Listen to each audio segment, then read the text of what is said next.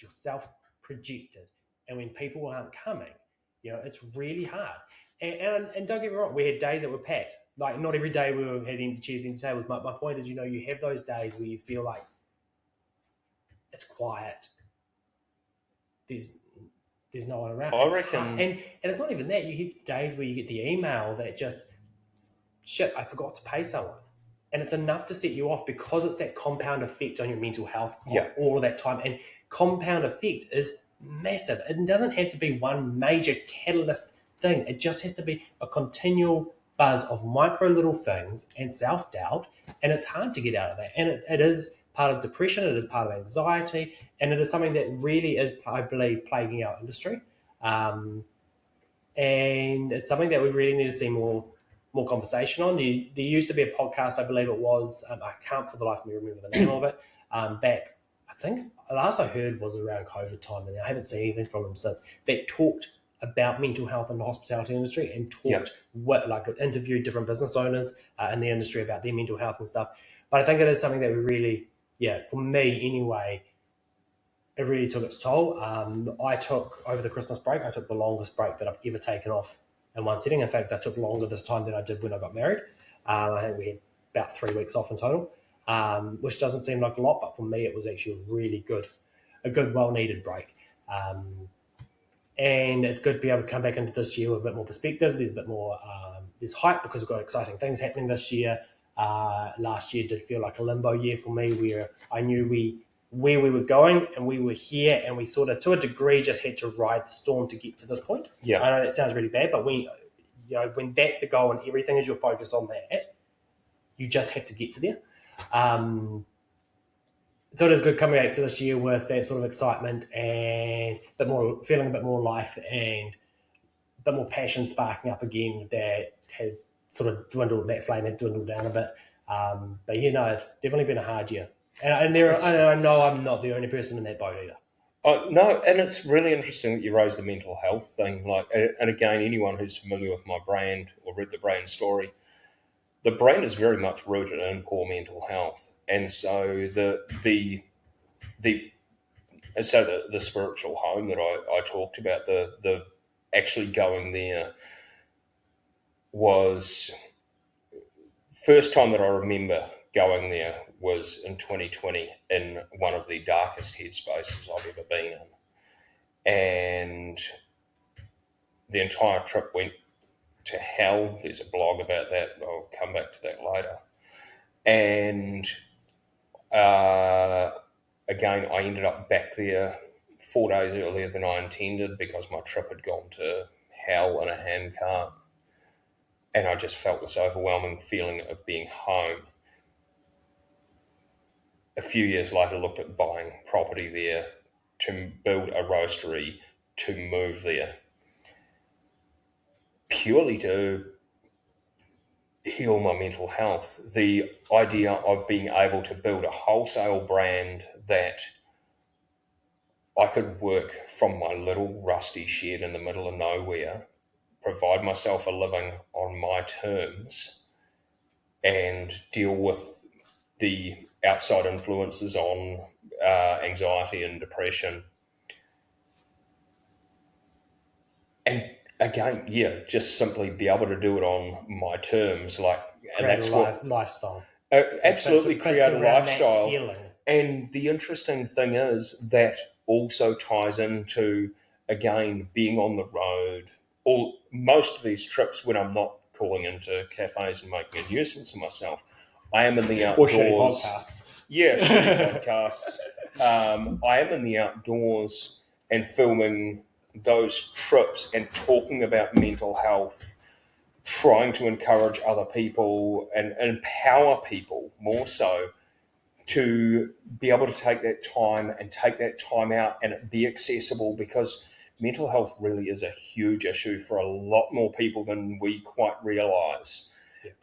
Because there has been such a stigma around it for such a long time. And again, that's what I say, coffee's about people. Coffee's about conversations. That sitting down with a coffee and just having a chat with your friends, with your family, with I love I love some cafes that have like and I see this in at Ngā there's that communal coffee bar where people just strike up conversations. It's taking that time out from the day-to-day stresses and otherwise. These things are huge. And so to be a small cog turning something bigger and doing something positive, again, sharing the stories of where the coffees come from in a small way helps, we hope, to encourage people to buy coffee a little bit more ethically, or a little bit more traceably, which,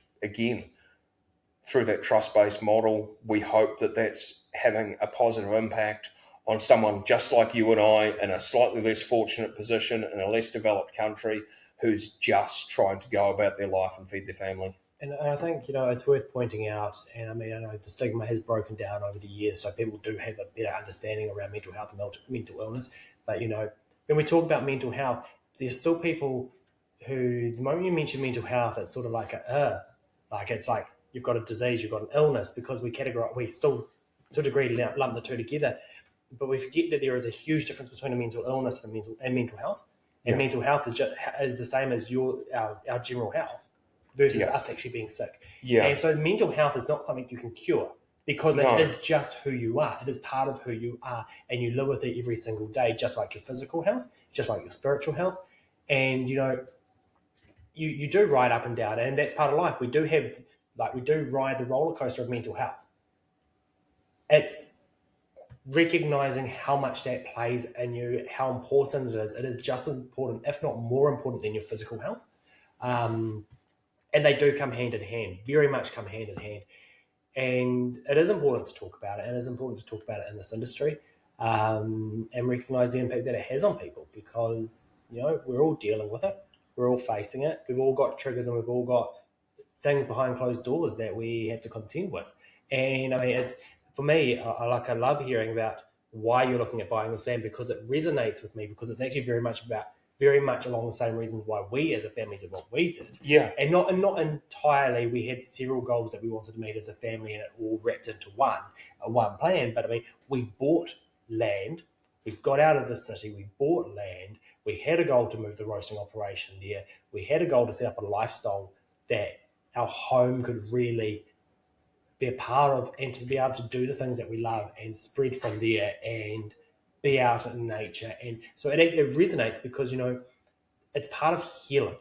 Absolutely. It's finding what calls you to heal, what you know in yourself is going to help you heal through the trauma parts of mental health, and then help you balance going forward. Well, the other thing I was going to say, just sort of as a bit of a closing for this episode, was when you walk into your local cafe and your barista, front of house staff are smiling and happy every morning, just take a moment to appreciate that, because it's not all sunshine and lollipops behind the scene for anybody.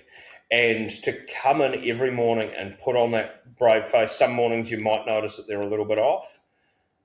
They're doing their best. And I remember I had one instance, I've had a lot of instances with the Village Snob, where I had to stop myself from just setting fire to it and walking away and never coming back.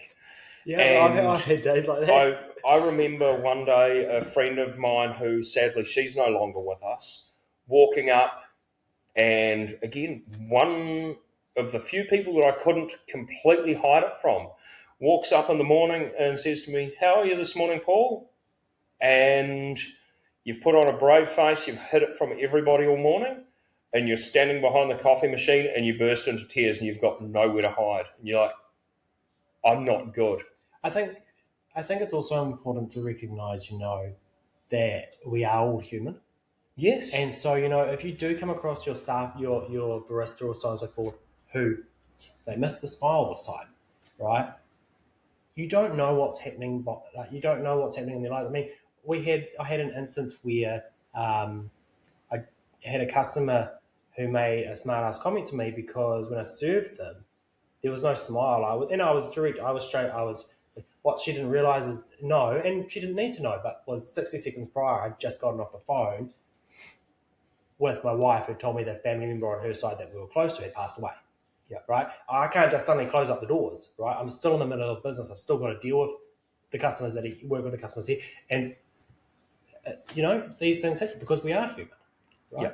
And the idea, that you should always smile in customer service is a great in concept, but in practice, it's not real. No. And speaking of being real, this last thing for you. If you want to have a real conversation about mental health, don't ask how are you going. Ask what's happening in your world. Yeah, 100%. 100%. Hey, before we close up, I do want to ask, because we are looking at positive things happening in our lives going forward. In 10 seconds, you've got 10 seconds here. What is the one positive, exciting thing for 2026 that has you most excited? What are you looking forward to most in 2026? Trick question, because the year's only just started. Well, again, it really comes down to the ridiculous shenanigans that I'm working on. I have no idea whether they're going to work or not, but if that's going to work, that's absolutely what I'm looking forward to, but I'm just not putting it out there into the world yet. But, no shenanigans. I'm right there with you on that one, mate. But, yeah, what I'm most looking forward to in 2026 is just absolutely having a crack at ridiculous things that generally people are like, you can't do that. It's like, fucking can. Watch me. For me, my one would be putting the last tool down, last screw in place, last slick of paint done on this roastery and getting the fucking doors done. Getting it open, getting roasting on this new space, and just being able to breathe knowing that the project's completed and we're into the new chapter. Yeah. Because I'm freaking excited for it, and you know what? There are going to be a few too many espresso martinis that night. You'll have to come and help me make sure I don't set the place on fire. Absolutely. That sounds good. Like, how much space have you got in there? I reckon I might be able to park a coffee cart in there. That would be one thing I'm looking for. And my shed now, the roast will be in the way of the garage door. That's one thing that I am looking forward to this year is selling the cart, the Village Snobs. And so if you're looking for a cart, and if you're looking for a coffee supply for that cart, you want to start at a level that you can only progress up from. So he set the low expectations bar, right? He said that you can only get better after this, right? Anyways, guys, hey, thank you all for tuning in. Welcome to 2026. Today was we had some deeper conversation today, which was quite interesting. Yeah. And to be honest, it wasn't where I expected the conversation to go. I'm glad it did go in that direction. Yes, absolutely. You're still a dick, but that's all right. And hey, just remember, we're going to have a bit of banter in this, otherwise we're not coarse grind anymore. Absolutely. We just grind, and we might get mistaken for a dating site. And so just remember, just because your barista's bitter doesn't mean your coffee has to be. Hey guys, have a good one. Peace. See ya. Fucking bitter barista.